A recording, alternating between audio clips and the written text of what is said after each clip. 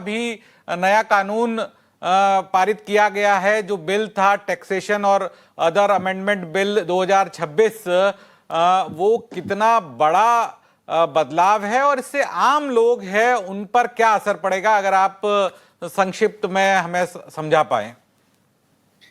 देखिए अनुराग जी, सरकार जो ये बिल लेके आई है taxation and other law amendment act 2026, और मानसून सत्र में सरकार ने इसको पास करवाया। तो ये जो अमेंडमेंट है ये बड़े लॉन्ग टर्म विजन के साथ आई है और ऐसा नहीं कि रातों रात आ गई है। इसके पीछे कुछ भू राजनीतिक परिस्थितियां, जियोपॉलिटिकल सिचुएशंस जो पिछले 3-4 महीने में खराब हुई हैं, उसके कारण से आ रहा है। अमेंडमेंट फरवरी 2026 में भी आई थी, आपको पता होगा। और इनकम टैक्स एक्ट 2025 जो लागू हुआ 1 अप्रैल 2026 से हुआ। तो ऐसी क्या जल्दी थी, ऐसी क्या मजबूरी थी कि 3 महीने के अंदर अंदर सरकार को एक अमेंडमेंट और लेके आनी पड़ी।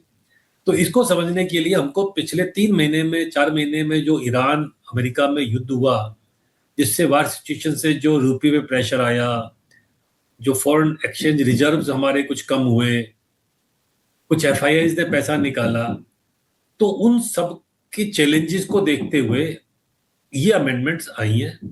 लेकिन जब अमेंडमेंट सरकार ने की हैं तो बड़े लॉन्ग टर्म विजन के साथ की हैं। इसमें 7 अमेंडमेंट हैं। अगर मैं बताऊं तो 3 अमेंडमेंट ऐसी हैं जो कि मेक इन इंडिया को बढ़ावा देने के लिए, कॉन्ट्रैक्ट मैन्युफैक्चरिंग को लेके है, डाटा सेंटर को लेके है, रफ डायमंड की मैन्युफैक्चरिंग को लेके कि फॉरेन कंपनी यहाँ पे आइए, मेक इन इंडिया कीजिए, स्किल डेवलपमेंट कीजिए, लोगों को रोजगार दीजिए और हम आपसे टैक्स में छूट दे देंगे।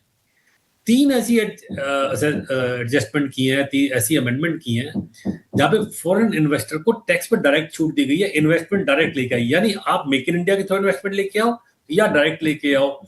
जैसे एफआईआईज को कहा है कि भाई अगर आप एफआईआई जाते हैं और गवर्नमेंट सिक्योरिटी या बॉन्ड में पैसा लगाते हैं तो हम इंटरेस्ट और डिविडेंड पे टैक्स नहीं लेंगे उनसे। ये जून में ऑर्डिनेंस आ गया था, अब उसको पार्लियामेंट ने पास कर दिया है। ऐसे ही फंड मैनेजर्स की रिलोकेशन को लेके इन्होंने अमेंडमेंट कर दी है। एक अमेंडमेंट कर दिया रीट्स को लेके, रियल एस्टेट इन्वेस्टमेंट ट्रस्ट को लेके, कि हम डबल टैक्सेशन आपसे नहीं करेंगे। तो इस तरह से ये जो अमेंडमेंट्स हुई हैं इसके 4 बेसिक पर्पज है। एक, विकसित भारत 2047 2047 का जो माननीय प्रधानमंत्री जी का विजन है उसको अचीव करने के लिए। दूसरा, टैक्स सर्टेनिटी देना। जो फॉरेन इन्वेस्टर या फॉरेन कंपनी जाती हैं वो टैक्स की सर्टेनिटी चाहती हैं कि टैक्स की सर्टेनिटी बनी रहे। इसलिए जो अमेंडमेंट आई है ना अनुराग, आप देखेंगे उसमें टैक्स की एजम्पशन को साल दर साल नहीं किया गया है, 15 साल से लेके 25 साल तक की लगातार एक मुश्त छूट दी गई है, वन शॉट में छूट दी गई है। तीसरा, जैसे मैंने बताया था कि फॉरेक्स रिजर्व को मजबूत करना, फॉरेन एक्सचेंज को। चौथा, करंट अकाउंट डेफिसिट को कम करना कॉन्ट्रैक्ट मैन्युफैक्चरिंग के माध्यम से। और 5वां, जो रुपए की जो कीमत